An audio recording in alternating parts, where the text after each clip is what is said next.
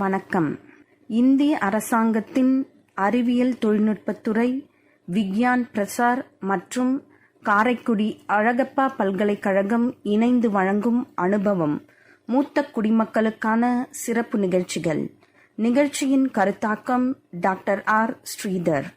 ஆலோசனையாளர் miss Kausalya.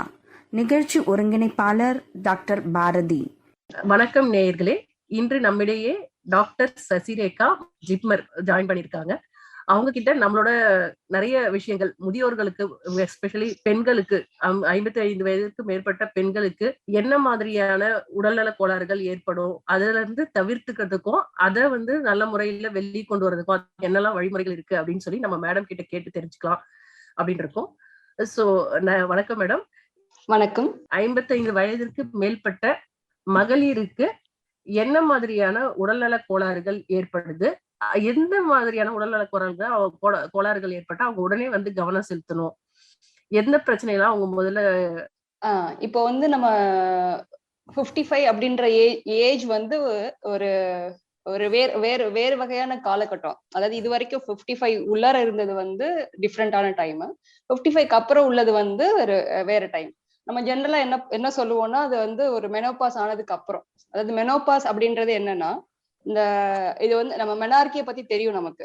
அதை தாண்டி ஒரு 15 to 45 இயர்ஸ் வரைக்கும் தான் நமக்கு ஆக்டிவ் ரீப்ரொடக்டிவ் லைஃப் அப்படின்னு சொல்றது. அது வரைக்கும் தான் நம்ம உடம்புல நம்மளுக்கு தேவையான ஹார்மோன்ஸ் எல்லாமே, அதாவது இந்த இனப்பெருக்கல் ஹார்மோன்ஸ், ஈஸ்ட்ரோஜன் சொல்ற ஹார்மோன், இது எல்லாமே நல்ல நிலைமையில இருக்கும். அந்த ஓவரி நல்லா ஃபங்க்ஷன் ஆகும். அதுக்கப்புறம் நேச்சுரலாவே அந்த ஓவேரியன் ஃபங்க்ஷன் கொஞ்சம் கம்மியாக ஆக இந்த ஹார்மோன்ஸ் லெவலும் கம்மியாகும். ஸோ ஒரு நார்மலா இந்த இயர்ஸ் 50 to 52 அந்த டைம்ல தான் நிறைய பேருக்கு நடக்கும் ஆவரேஜா ஜென்ரலா வேர்ல்டுல. பட் இந்தியாவில கொஞ்சம் ஒரு 2-3 இயர்ஸ் முன்னாடி நடக்கும். ஸோ அது ஒரு ஒவ்வொரு ஏரியாவுக்குள்ள டிஃபரன்ஸ் தான், ரேஷியல் டிஃபரன்ஸ் மாதிரி தான். ஸோ ஜென்ரலா 8 to 50 அப்படின்னு எடுத்துக்கலாம் நம்ம. அதுதான் மெனோபாஸ். இது இந்த மெனோபாஸ்ன்றது ஒரு பர்டிகுலர் ஏஜ் குரூப் சொன்னா கூட அதுக்கு இந்த மெனோபாஸ் டிரான்சிஷன் அப்படின்றது முன்னாடியே ஸ்டார்ட் ஆகிடும். அதாவது ஒரு 5 இயர்ஸ் 10 இயர்ஸ்க்கு முன்னாடில இருந்து ஸ்லோவா ஸ்டார்ட் ஆகி அந்த 4-5 இயர்ஸ்க்கு முன்னாடி, இந்த மெனோபாஸ் ஆகிறதுக்கு 4-5 இயர்ஸ்க்கு முன்னாடில இருந்து சில பிரச்சனைகள் நார்மலா வரும். தொந்தரவாகவும் இருக்கலாம், சில பேருக்கு தொந்தரவு இல்லாமலும் இருக்கலாம். இந்த மெனோபாஸ்ன்றது ஒரு டிரான்சிஷன் ஃபேஸ் தான். நார்மலா ஃபங்க்ஷன் பண்ற ஓவரி ஸ்லோவா கிராஜுவலா இன்ஆக்டிவ் ஆகிற மாதிரி தான்.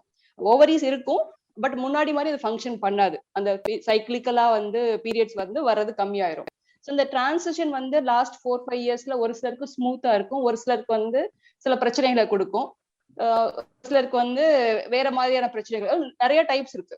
இது எல்லாருக்குமே ஒரே மாதிரியான பிரச்சனை வரும்னு சொல்றதுக்கு இல்ல, சில பேருக்கு வேற வகையான பிரச்சனைகளும் இருக்கு. ரெண்டாவது இந்த 55 இயர்ஸ் அப்படின்றது நம்ம சொல்றோம் இல்லையா, சில நார்மலாவே ஏஜ் ஆகும்போது வேற சில வியாதிகளும் நமக்கு வர்றதுக்கு வாய்ப்புகள் இருக்கு.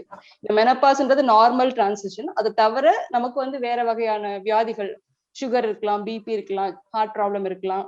சோ அந்த மாதிரியான சில பிரச்சனைகளும் வரதுக்கு வாய்ப்பு இருக்கு. இது தவிர லேடிஸ்க்குன்னு ஸ்பெஷலா பார்த்தோம்னா இனப்பெருக்க உறுப்புகள்ல கேன்சர் வர்றது, புற்றுநோய் வர்றது, இதுவும் இதுவும் அந்த மாதிரி காலகட்டத்துல அதிகமா வர்றதுக்கான வாய்ப்பு இருக்கு.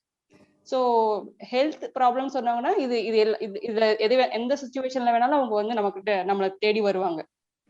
பட் ஒரு விஷயம் என்னன்னா, இத இப்ப இந்தியால எடுத்துக்கிட்டோம்னா கிட்டத்தட்ட 60% டெத் நான் கம்யூனிகபிள் டிசீஸ்ன்னு சொல்றது. அதாவது இப்ப நமக்கு ஒரு கோவிட பத்தி எல்லாருக்குமே நிறைய பேருக்கு இன்ஃபர்மேஷன் தெரியும். அதாவது மெடிக்கலை தவிர ஜென்ரல் பப்ளிக்குமே ஓரளவுக்கு அவேர்னஸ் இருக்கு கோவிட பத்தி. சோ ஆனா அந்த கோவிட்ன்றது இன்ஃபெக்ஷியஸ் டிசீஸ். அதாவது தொந்தரவு வரத்துக்கு, இன்ஃபெக்ஷன் நமக்கு காம்ப்ளிகேஷன் வரத்துக்கு முன்னாடி தொந்தரவு வந்துடும் ஆக்சுவலா. சோ அதை ப்ரிவென்ட் பண்றதுக்கு நமக்கு தெரிஞ்சிருக்கும் வேக்சின், மற்றபடி கோவிட் அப்ரோப்ரியேட் பிஹேவியர்ஸ். ஆனா அந்த நான் கம்யூனிகபிள் டிசீஸ் அப்படின்றது சுகர், சக்கரை வியாதி, பிபி, ஹார்ட் அட்டாக், ஸ்ட்ரோக், இல்ல கேன்சர், இந்த மாதிரியான தொந்தரவுகள் நமக்கு தொந்தரவுன்னு தெரிஞ்சு நம்ம டாக்டர்கிட்ட போகும்போதே ஒரு வேறு காம்ப்ளிகேஷனோட தான் இருக்கும். அதாவது அது ஒரு ஆரம்ப ஸ்டேஜாவே இருக்காது.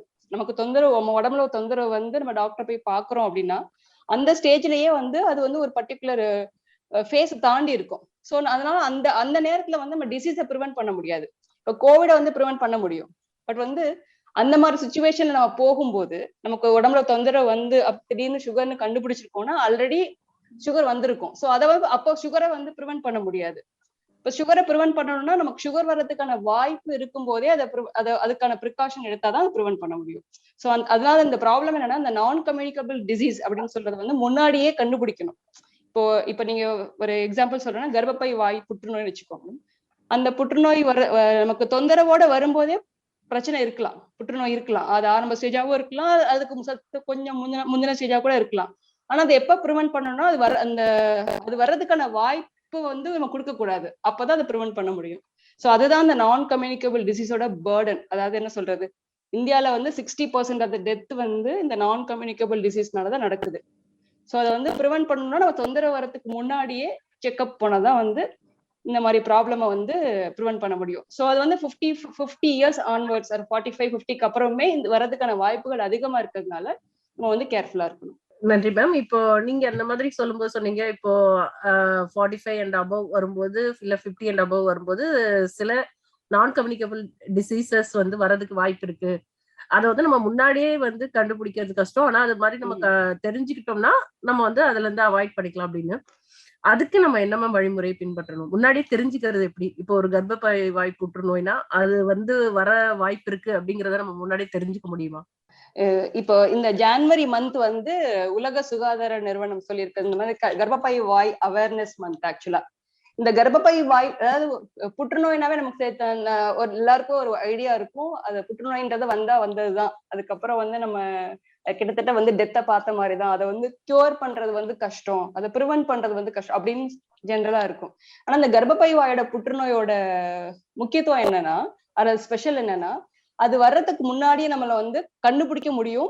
அது வந்ததை கூட ஏர்லியா கண்டுபிடிச்சோம்னா கம்ப்ளீட்டா கியூர் பண்ண முடியும்.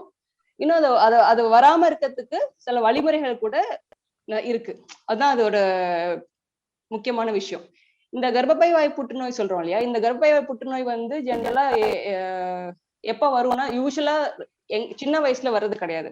40 இயர்ஸ்க்கு முன்னாடி வந்து ரொம்ப ரேர் தான். ஸோ 40 இயர்ஸ்க்கு அப்புறம் வர்றதுக்கான வாய்ப்பு அதிகம். எஸ்பெஷலி நம்ம வந்து இப்போ ஜிப்மர்ல பார்த்தோம்னா நிறைய பேர் வந்து ரொம்ப லேட் ஸ்டேஜ்ல தான் வந்திருப்பாங்க. அதாவது கர்ப்பப்பை வாயை சுத்தி வெளியில பரவி இருக்கும் பக்கத்துல, அந்த ஸ்டேஜ்ல தான் வந்திருப்பாங்க. அந்த ஸ்டேஜ்ல வந்து அதை வந்து வைத்தியம் பண்றது கூட வந்து கம்ப்ளீட்டா கியூர் பண்றது ரொம்ப கஷ்டம். ஆனா அது ஏர்லி ஸ்டேஜ்ல கண்டுபிடிக்கவும் முடியும், அது வராம தடுக்கிறதுக்கும் நமக்கு வழிமுறைகள் இருக்கு. அதான் அந்த கர்ப்பப்பை வாயோட ஸ்பெஷாலிட்டி. எப்படி இது பரவுது அப்படின்னா, முக்கியமான காரணம் வந்து ஹெச்பிவி அப்படின்னு சொல்ற ஒரு வைரஸ். அந்த வைரஸ் வந்து நார்மலாவே அது நிறைய டைப் இருக்கு, லோ ரிஸ்க் ஹை ரிஸ்க் அந்த மாதிரி இருக்கு. இந்த ஹை ரிஸ்க் ஹெச்பிவி வந்து அதாவது ஒரு பேசிக்கா இது வந்து ஒரு செக்சுவலி டிரான்ஸ்மிட்டட் டிசீஸ் மாதிரி தான். அதாவது ஒன்றுக்கு மேற்பட்ட உடலுறவு வைக்கும் போது அந்த மாதிரி விஷயங்கள் மூலமா தான் பரவுது. பட் இந்த ஹெச்பிவி ஹை ரிஸ்க் ஹெச்பிவி வந்து அந்த மாதிரி பிஹேவியர்ஸ் இருக்கும்போது அது வந்து பெர்சிஸ்டன்டாவே கர்ப்பப்பை வாயில இருக்கும். நார்மலா லோ ரிஸ்க் ஹெச்பிவியா இருந்து உடம்புல இம்யூனிட்டி அதிகமா இருந்துச்சுன்னா அதை வந்து அந்த இன்ஃபெக்ஷனை கிளியர் பண்ணிடும் பாடி. பட் வந்து நமக்கு இம்யூனிட்டி கொஞ்சம் கம்மியா இருக்கு, இல்ல வேலை சில காரணங்களுக்காக அந்த இன்ஃபெக்ஷன் வந்து நம்ம பாடியிலே இருக்கு, அல்ல ஹை ரிஸ்க் ஹெச்பிவி வைரஸா இருக்கு அப்படின்னா அது ஒரு 10-15 வருஷத்துக்கு அப்புறம் கொஞ்சம் கொஞ்சமா சில சேஞ்சஸ் உண்டு பண்ணும் அந்த கர்ப்பப்பை வாயில. அப்ப இந்த கர்ப்பப்பை வாயில அந்த சேஞ்சஸ் உண்டு பண்ணும்போது அதுக்கப்புறம் கொஞ்சம் ஸ்லோவா ஒரு 10-15 இயர்ஸ்க்கு அப்புறமா தான் அது கேன்சரா மாறும். சோ நமக்கு வந்து இந்த ஹெச்பிவி இன்ஃபெக்ஷன் வர்றதையே நம்ம ப்ரிவென்ட் பண்ணலாம். இன்னொன்னு அந்த ஆரம்ப ஸ்டேஜையே கூட கண்டுபிடிக்கலாம். இது ரெண்டுக்குமே நிறைய வாய்ப்புகள் இருக்கு. சோ எப்படி வந்து ஹெச்பிவி இன்ஃபெக்ஷன் வராம ப்ரிவென்ட் பண்றதுன்னா, இப்போ வந்து ஹெச்பிவி வேக்சின்ஸ்லாம் இருக்கு. கிட்டத்தட்ட அதாவது எப்ப போடணும் அப்படின்னா அடலசன்ட் பீரியட்ல போடணும். 9 to 15 இயர்ஸ் செக்ஸ் வச்சுக்கிறதுக்கு முன்னாடி, எஸ்பெஷலி ஸ்கூல் கோயிங் கேர்ள்ஸ் 9 இயர்ஸ்ல இருந்து 15 இயர்ஸ்க்குள்ள அதுக்குள்ள போடுறதா பெனிஃபிட்டா இருக்கும். இன்னொன்னு வந்து ஒருவேளை போட தவறிட்டோம், இப்போ நமக்கு அந்த ஆப்பர்ச்சுனிட்டி தெரியல, இப்போ எனக்கு 24-25 இயர்ஸ் ஆகுது, 30 இயர்ஸ் ஆகுது, இப்ப வந்து எனக்கு என்ன பண்ணும், ஆல்ரெடி 2 குழந்தைங்க இருக்கு அப்படின்னா இந்த கர்ப்பப்பை வாய் வந்து ஈஸியா செக்அப் பண்ண முடியும். நார்மலா டாக்டர்ஸ்ட போகும்போது அவங்க செக்அப் பண்ற ஈஸியா, அதாவது எந்த ஒரு பெயினும் இல்லாம சாதாரணமா செக்அப் பண்றது. அந்த மாதிரி செக்அப் பண்ணும்போது கர்ப்பப்பை வாயில இருந்து சில டெஸ்ட் எடுப்பாங்க, பேப் டெஸ்ட்னு எடுப்பாங்க. நிறைய டெஸ்ட் இருக்கு. இது வந்து ஜென்ரலாவே ரொட்டீனா கைனகாலஜிஸ்ட போகும்போது அவங்க எடுக்கிற டெஸ்ட் தான் பேப் டெஸ்ட். இதுலயே வந்து கர்ப்பப்பை வாயில புற்றுநோய் வர்றதுக்கான வாய்ப்பு இருக்கான்னு கண்டுபிடிக்க முடியும். கேன்சரையும் கண்டுபிடிக்க முடியும், அதுக்கு முன்னாடி ஒரு ஸ்டேஜையும் கண்டுபிடிக்க முடியும். ஒருவேளை வேக்சின் எடுத்தாலுமே கூட இந்த கர்ப்பப்பை வாய் ஸ்கிரீனிங்கை வந்து ஜென்ரலா எல்லா லேடிஸுமே பண்ணிக்கிறது நல்லது. அட்லீஸ்ட் ஒரு தடவையாவது பண்ணிக்கணும் பிஃபோர் 50 இயர்ஸ். 65 இயர்ஸ் வரைக்கும் ரெகுலரா பீரியாடிக்கலா பண்ண சொல்லி ரெக்கமெண்டேஷன் இருக்கு. இந்த டெஸ்ட் பண்ணும்போது அது டெஸ்ட்ல ரிப்போர்ட் வந்துடும், இது வந்து கர்ப்பப்பை வாய் கேன்சரா இல்ல கேன்சருக்கு முந்தைய ஸ்டேஜா. ஒருவேளை முந்தைய ஸ்டேஜா இருந்துச்சுன்னா அதை மட்டும் அந்த கர்ப்பப்பை வாயை மட்டும் எடுக்கிறதுக்கு வாய்ப்புகள் நிறைய இருக்கு, கர்ப்பப்பை எடுக்க தேவையில்லை. ஒருவேளை கேன்சரா இருந்தாலும் ஏர்லியா கண்டுபிடிக்க முடியும் இந்த டெஸ்ட் பண்ணும்போது. சோ அதுதான் இந்த கர்ப்பப்பை வாயோட புற்றுநோய்.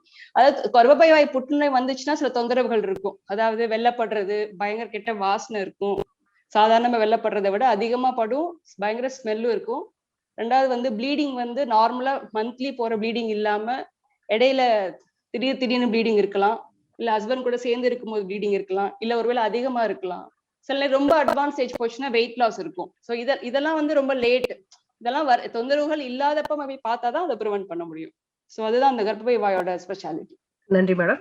இப்போ நீங்க இந்த இன்ஜெக்ஷன் போடுறது வந்து சொன்னீங்க, அதாவது ஏஜ் வந்து ஒரு 9 to 15ல போடலான்ட்டு. அந்த ஏஜ் மிஸ் பண்ணவங்க, இப்போ 40 பிளஸ் இருக்கவங்க இல்ல இன்பிட்வீன்ல இருக்கிறவங்களுக்கு அந்த இன்ஜெக்ஷன் ஆப்ஷன் வந்து இல்லைங்களா மேம்? அது ஐடியலா எப்ப போடணும்னா பிஃபோர் செக்ஷுவல் ரிலேஷன்ஷிப்ல என்டர் ஆகிறதுக்கு முன்னாடி போடுறதுதான் பெஸ்ட். ஒருவேளை மேரேஜ் ஆயிடுச்சு ஒரு குழந்தை கூட இருக்குன்னா போடலாம். அவங்க ஹெச்பிவி இன்ஃபெக்ஷன் இல்ல அப்படின்னு தெரிஞ்சதுன்னா இப்ப போட்டுக்கலாம். பட் அதே அளவுக்கு பெனிஃபிட் இருக்குமான்னு சொல்ல முடியாது, மேபி பெனிஃபிட் கொடுக்கலாம். பட் ஹெச்பிவி வேக்சின் போட்டா கூட இந்த ஸ்கிரீனிங் வந்து கண்டிப்பா பண்ணணும். சோ 40 இயர்ஸ், இப்ப 45 இயர்ஸ் ஆகுது, ப்ராபப்ளி 45 இயர்ஸ் ஆகுது, அவங்களுக்கு ஏற்கனவே 3 குழந்தைங்க இருக்கு, இப்ப சும்மா செக்அப் வந்திருக்காங்க, இது எங்கயோ நியூஸ்ல படிச்சுட்டு இந்த மாதிரி வேக்சின் இருக்கு, இப்ப வந்து போடுறதுனால பெனிஃபிட் வந்து ஒண்ணும் கிடையாது. பிகாஸ் ஆல்ரெடி அது வந்து வந்திருக்கும் ஒருவேளை வந்துருந்துச்சுன்னா. சோ இப்ப நமக்கு எந்த பெஸ்ட் ஆப்பர்ச்சுனிட்டி வந்து இந்த கர்ப்பப்பை வாயை வந்து ஸ்கிரீன் பண்றதுதான். அது சிம்பிளா, அது ஒன்றும் இன்வேசிவ் டெஸ்ட் கிடையாது. ஸோ நார்மலா இயர்லி அது 3 இயர்ஸ், அது ஒன்ஸ் இன் 3 இயர்ஸ், அது டிபெண்ட்ஸ் ஆன் த டெஸ்ட்டை வச்சு டாக்டரே சொல்லுவாங்க. ஸோ அதை செக் பண்ணிக்கலாம். ஸோ இப்போ வந்து வேக்சின் போடுறதுனால வந்து இப்போ பெனிஃபிட் கிடையாது. ஸோ ஆனா அதுக்கு முன்னாடி அது ஐடியல் டயத்தை விட கொஞ்சம் தள்ளி போட்டுக்கலாம். பட் 45 இயர்ஸ்ல போடுறதுனால ஒன்றும் பெருசா பெனிஃபிட் கிடையாது. Okay ma'am, okay ma'am, thank you ma'am. இப்போ ஆஃப்டர் மோனோபாஸ் வந்து கண்டிப்பா எல்லா பெண்களும் ஒரு முறை மகப்பேறு மருத்துவரை பார்த்து செக்அப் எடுத்துக்கணுமா? அதுக்கான அவசியம் இருக்கா? இல்ல, நான் ஏற்கனவே சொன்னேன் இல்லையா, மெனோபாஸ் அப்படின்றது வந்து ஒரு டிரான்சிஷன் ஃபேஸ். இந்த டிரான்சிஷன் வந்து எல்லாருக்குமே வந்து ஸ்மூத்தா இருக்கணும் கிடையாது. ஒவ்வொருத்தருக்கும் ஒவ்வொரு வகையான பிரச்சனைகளை கொடுக்கலாம். சில பேருக்கு பிரச்சனையே இருக்காது, கரெக்டா பீரியட்ஸ் வந்துட்டு இருக்கும், திடீர்னு நின்றுடும், அவங்களுக்கு எந்த தொந்தரவுமே இருக்காது. ஸோ வந்து இது ஜென்ரலாவே நம்ம நாட்டுல வந்து இந்த மெனோபாஸ் அதனுடைய சிம்டம்ஸை பத்தின அவேர்னஸ் வந்து கொஞ்சம் கம்மி தான். பிகாஸ் அசச் நம்ம லேடிஸ்க்கு நிறைய பிரச்சனைகள் இருக்கும், நிறைய வீட்லயும் சரி வெளியில ஒர்க் பண்ற இடத்துலயும். ஸோ அதை டாலரேட் பண்ணி மேபி நம்மளோட த்ரெஷ்ஹோல்டு கம்மியா இருக்கா, இல்ல த்ரெஷ்ஹோல்டு அதிகமா இருக்கா, இல்ல அவேர்னஸ் கம்மியா இருக்கா தெரியல. வெஸ்டர்ன் கண்ட்ரிஸை கம்பேர் பண்றப்ப நம்ம நாட்டுல வந்து அசச் மெனோபாஸ் எஸ்பெஷலி ரூரல் ஏரியால அதனுடைய அவேர்னஸ், அதுக்காக வந்து செக்அப் வர்றது, அதுக்கான ட்ரீட்மெண்ட்டை சீக் பண்றது வந்து ரொம்ப கம்மி தான். யாருமே எனக்கு மெனோபாஸ் டைப்ல இருக்கு, எனக்கு ஏதாவது ட்ரீட்மெண்ட் அப்படின்னு யாருமே வர்றது கிடையாது. ஸோ ஜென்ரலா ஓபிடிக்கு அவங்க எப்படி வருவாங்க அப்படின்னா, ஏதாவது ப்ளீடிங் பிரச்சனை இருக்கும். இது வரைக்கும் ப்ளீடிங் மாசம் கரெக்டா வந்துட்டு இருந்துச்சு, திடீர்னு வந்து இர்ரெகுலர் ஆயிடுச்சு, இல்ல அதிகமா போகுது, இல்ல அதிக பெயின்ஃபுல்லா இருக்கு, இந்த மாதிரி கம்ப்ளைண்ட்ஸ் தான் வருவாங்க. இல்ல ஒரு சிலர் வந்து எப்படி வருவாங்கன்னா, உடம்பு வலி, கை கால் வலி, முதுகு வலி, ஸோ போன் பெயின் அந்த மாதிரி வருவாங்க. ஒரு சிலர் வந்து யூரினரி சிம்டம்ஸ் இருக்கும், அதாவது என்ன சொல்றது, யூரின் அடிக்கடி போகுது, இல்ல யூரின் இன்ஃபெக்ஷன் இருக்கு, இல்ல இருமுனா தும்முனா முன்னாடி மாதிரி இல்ல லைட்டா பாவடையில லீக் ஆகுது, இல்ல என்னால பிளாடர் யூரின் வருது கண்ட்ரோல் பண்ண முடியல, பாத்ரூம் போறதுக்கு முன்னாடியே யூரின் வந்துருது. ஸோ இந்த மாதிரி சில கம்ப்ளைண்ட்ஸ் இருக்கும். ஒரு சிலர் எப்படி கம்ப்ளைண்ட் வரும்னா வந்து ஒரு மூட் ஸ்விங்ஸ் இருக்கும். முன்னாடியெல்லாம் எனக்கு நார்மலா தான் இருப்பேன், இப்ப பார்த்தா திடீர்னு கோவம் வருது, என்னாலே கண்ட்ரோல் பண்ண முடியல, இல்ல ஒரு மாதிரி டிப்ரெஷன், ஒரு இரிட்டபிலிட்டி, எதுக்கு எடுத்தாலும் பயம். ஸோ இந்த மாதிரி சில கம்ப்ளைண்ட்ஸ் இருக்கும். ஸோ இந்த மெனோபாஸ் டைப்ல இது எல்லாமே வந்து வெரைட்டி ஆஃப் கம்ப்ளைண்ட்ஸ் தான், எது வேணா வரலாம். ஏன்னா இந்த ஹார்மோன் ஃபிளக்சுவேட் ஆகும்போது, அது கம்மியாகும் போது இது உடல்ல ஏற்படக்கூடிய மாற்றங்கள் தான் இது. எல்லாருக்கும் எல்லாமே வரணும்னு அவசியம் கிடையாது, எல்லாருக்கும் ஒரே மாதிரி வரணும்னு அவசியம் கிடையாது. ஸோ ஒவ்வொருத்தருக்கும் ஒவ்வொரு மாதிரி வரும், ஒரு சிலருக்கு வராம கூட இருக்கும். ஸோ மோஸ்ட் காமன் கம்ப்ளைண்ட்னா இந்த ப்ளீடிங் ப்ராப்ளம்லாம் நம்ம கிட்ட வருவாங்க. வெளியில மற்ற நாடுகள்ல வந்து மேபி வாசமோட்டார் சிம்டம்ஸ் சொல்றது, அதாவது ஒரு பயங்கர ஸ்வெட் ஆகுற மாதிரி இருக்கும் உடம்புல, திடீர்னு நான் ஒரு 10 நிமிஷத்து ஒரு மணி நேரத்துல பார்த்தா ஒரு 10 நிமிஷத்துக்கு உடம்பு திடீர்னு குபீர்னு வேர்த்து கொட்டும், உடம்பு சூடா இருக்க மாதிரி இருக்கும், ஃபேன் ஏசி இல்லாம இருக்கவே முடியாது. அதே மாதிரி ஒரு ஒரு நாள்ல வந்து நிறைய டைம் அந்த மாதிரி எபிசோட்ஸா வரும். ஒரு சில நேரத்துல வந்து ஒரே ஒரு வாட்டி வரும். இந்த மாதிரி நைட்ல படுத்துட்டு இருக்கும்போது திடீர்னு எந்திரிச்சு வேர்த்து கொட்டி எந்திரிச்சு உட்காந்துருப்பாங்க, பயங்கர பால்பிட்டேஷன்லாம் இருக்கும். அந்த மாதிரி ஒரு தொந்தரவுகளும் இருக்கு. ஸோ இதுல என்ன தொந்தரவுனாலும் யூஸ்வலா வருவாங்க. பட் மோஸ்ட் காமன் கம்ப்ளைண்டா நம்ம இங்க இப்போதைக்கு அவங்க வர்றது வந்து ப்ளீடிங் ப்ராப்ளம்னால தான் வருவாங்க. நன்றி மேம். நேயர்களே, இந்நிகழ்ச்சியின் தொடர்ச்சியை அடுத்த பகுதியில் கேட்கலாம். நன்றி.